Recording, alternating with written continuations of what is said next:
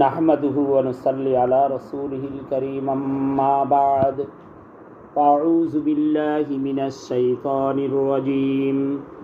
বিসমিল্লাহির রাহমানির রাহিম।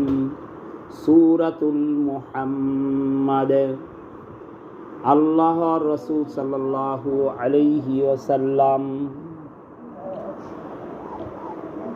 এই সূরার মাঝে আল্লাহর রাসূল সাল্লাল্লাহু আলাইহি সাল্লামের জীবন কাহিনী, শুধু এই সূরা না, পুরাটা কোরআন হলো আল্লাহ রাসূল সাল্লাল্লাহু আলাইহি ওয়াসাল্লামের জীবন কাহিনী। এই কথাটা শুধু আমি বলি নাই, আয়েশা রাদিয়াল্লাহু তাআলা আনহার কাছে এক সাহাবী আসলো, জিজ্ঞেস করলো রাসূলের জীবন কাহিনী কোথায়?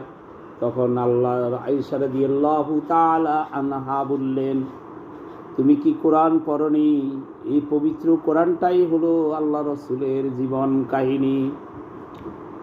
আমাদের মাঝে অনেকে বলে যে মিলাদ, যদি ঈদ ও মিলাদুন নবী যদি কেউ অস্বীকার করে তাহলে সে কাফের হয়ে যাবে, কিন্তু সে কোরআনে কোনো আয়াত অথবা হাদিস বলে নাই। তার কথা যদি এটা বলে যে মিলাদ মানে মিলাদ, যেই মিলাদ মাওলুদ মিলাদ, যে মিলাদের অর্থ হলো রাসূল সাল্লাল্লাহু আলাইহি সাল্লাম দুনিয়াতে এসেছে, জন্মগ্রহণ করিয়াছে। আপনারা প্রতিটি আরব দেশের মাঝে নাম জন্মদিবসকে মিলাদ বলে। তো নবীজি জন্ম মিলাদ, মিলাদ কি পড়বেন? যে আসেন আমরা মিলাদ পড়ি, তো কি পড়বে? রাসূল সাল্লাল্লাহু আলাইহি সাল্লামের জীবন কাহিনী, উনি দুনিয়াতে কিভাবে জন্মগ্রহণ করিয়াছেন। এখন কিভাবে জন্মগ্রহণ করিয়াছে এই শব্দটা আমরা যদি মানুষের কাছে জানতে চাই, কোনো মা বোনের কাছে জানতে চাই, তাহলে এটা কি বলবে? এটা হচ্ছে একটা লজ্জার কথা।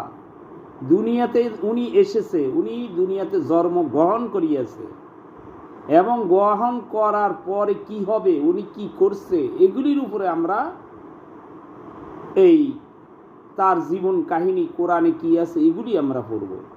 যেমন যদিও তারপরে তো আপনি মিলাদ জানতে চান, রাসূল সাল্লাল্লাহু আলাইহি সাল্লাম দুনিয়াতে যখন এসেছে তখন পৃথিবীর যত মুসলমান বলেন, যত আল্লাহর যত নবী রসুল ফেরেশতাকুল সবাই খুশি হয়েছে, এবং সাথে সাথে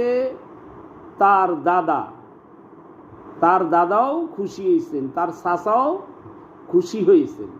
কিন্তু তিনি খুশি হয়ে একজন দাসীকে